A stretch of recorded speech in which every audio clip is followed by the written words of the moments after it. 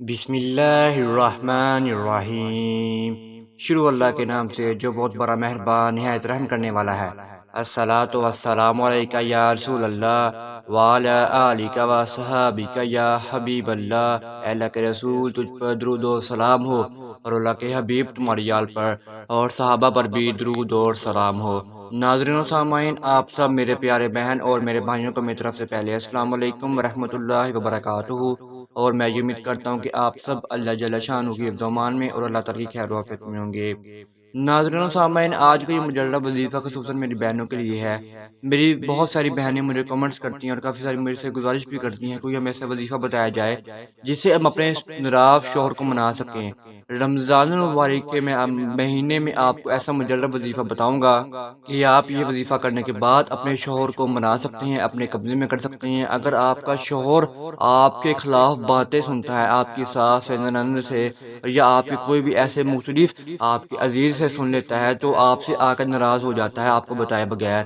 اگر آپ کا شوہر آپ کو بتائے بغیر آپ سے ناراض ہو جاتا ہے تو آپ کو منانے کے لیے یہ وظیفہ کرنا پڑے گا۔ آپ کا شوہر آپ کے پاس خود آ کر آپ سے معافی مانگے گا اور آپ کو کہے گا کہ میری غلطی تھی، سوری، مجھے معاف کر دیجئے۔ اگر آپ اپنے شوہر کو منانا چاہتی ہیں، زندگی بھر اپنے قبضے میں کرنا چاہتی ہیں، تو آپ کو یہ وظیفہ رمضان المبارک کے مہینے میں کرنا پڑے گا۔ اگر آپ رمضان المبارک کے پہلے عشرے میں کر لیتے ہیں تو آپ کے لیے بھی بیسٹ ہے۔ اگر آپ رمضان المبارک کے پورے مہینے میں کر سکتے ہیں تو آپ یہ پورے مہینے میں کر لیں۔ میں آپ کو رمضان المبارک کے کچھ ایسے دن بتاؤں گا کہ آپ نے رمضان المبارک کے کچھ ایسے دنوں میں وظیفہ کرنا ہے اور اپنے شوہر پر پھونک مار دینی ہے، تو انشاءاللہ آپ کو اس سے 100% فائدہ ہونے والا ہے اور آپ زندگی بھر مجھے یاد رکھیں گے اور مجھے دعائیں دیں گی۔ آج کا یہ وظیفہ ناراض شوہر کو منانے کے لیے اور شوہر کو اپنے ہمیشہ کے لیے قبضے میں کرنے کے لیے یہ نہایت آسان وظیفہ ہے رمضان المبارک کا۔ اگر آپ ہمارے چینل پر نیو ہیں تو آپ چینل کو سبسکرائب کر دیجئے اور بیل کے آئیکن کو دبا دیجئے کیونکہ آنے والی ہر ویڈیو کا نوٹیفیکیشن آپ سب میرے پیارے بہن اور میرے بھائیوں کو ملتا رہے۔ اب میں آپ کو وظیفہ بتاتا ہوں۔ یہ وظیفہ آپ نے سحری ٹائم بھی کرنا ہے اور یہ وظیفہ آپ نے افطاری ٹائم بھی کرنا ہے۔ اگر آپ رمضان مبارک کے پہلے عشرے میں یہ وظیفہ کرنا چاہتے ہیں تو آپ یہ پہلے عشرے میں کر سکتے ہیں۔ اگر آپ رمضان مبارک کے پہلے عشرے میں کریں گے تو آپ کو زیادہ فائدہ حاصل ہوگا۔ اگر آپ رمضان مبارک کے پہلے 10 دنوں میں کریں گے تو آپ کو اس سے 100% فائدہ ہونے والا ہے۔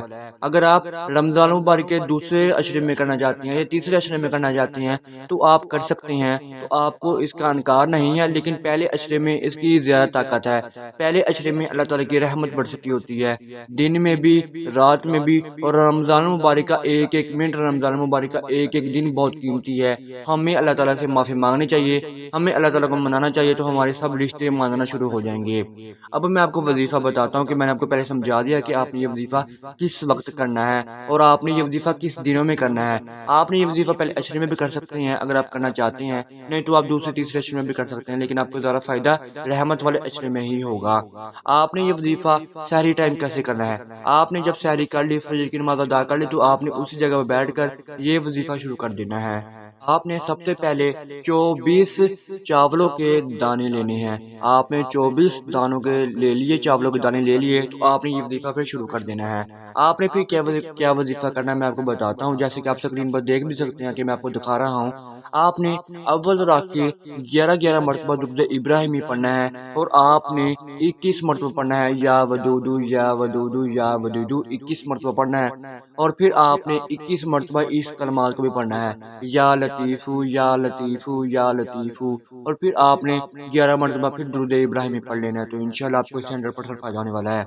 تو پھر آپ نے چاولوں کے دانوں کے اوپر 6 مرتبہ پھونک مار دینی ہے، تو آپ نے پھر اپنے 6 مرتبہ ہاتھ پر پھونک مار کے پھر آپ نے چاولوں کے دانوں کو بھی اوپر اچھی طرح مسل لینے ہیں اپنے ہاتھ، تو انشاءاللہ آپ کو اس 100% فائدہ ہونے والا ہے۔ تو آپ نے پھر چاولوں کے دانوں کو آپ نے اوپر اپنے چھت پر، یا آپ کے جب پرندے ہیں آپ کے گھر میں، چاولوں کے دانے آپ نے ان کو ڈال دینے ہیں۔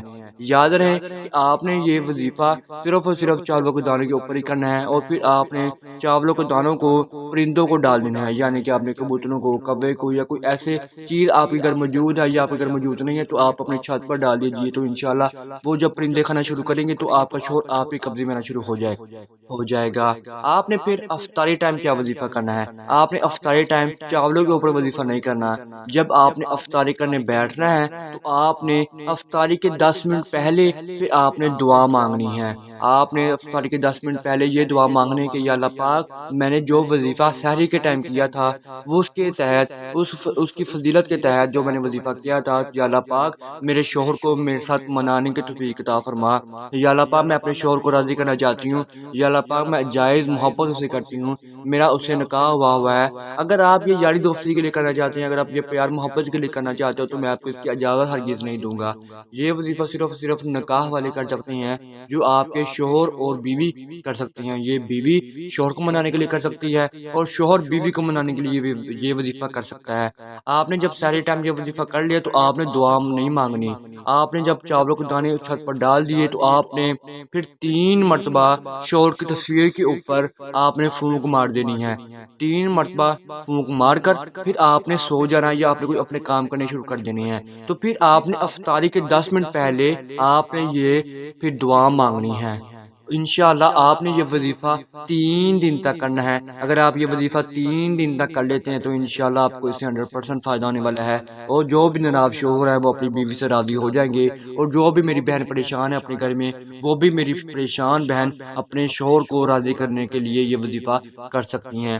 یہ ایک خصوصاً وظیفہ میں آپ کو پھر بتاتا ہوں، یہ خصوصاً وظیفہ پہلے عشرے میں کرنا ہے۔ اگر آپ یہ پہلے 10 دنوں میں نہیں کر سکتے تو آپ یہ وظیفہ رمضان المبارک کے کسی بھی دن میں کر سکتے ہیں، شروع کر سکتے ہیں، آپ یہ کسی بھی وقت شروع کر سکتے ہیں، لیکن آپ نے یہ وظیفہ 3 دن تک ہی کرنا ہے، جیسے میں نے آپ کو ترتیب بتائی ہے۔ آپ نے یہ ویسے ہی کرنا ہے تو انشاءاللہ آپ کو اس سے 100% فائدہ ہوگا۔ اگر آپ کو وظیفے میں کسی بھی قسم کی سمجھ نہیں لگی تو آپ کمنٹس میں رابطہ کر سکتے ہیں، میں آپ کو کمنٹس میں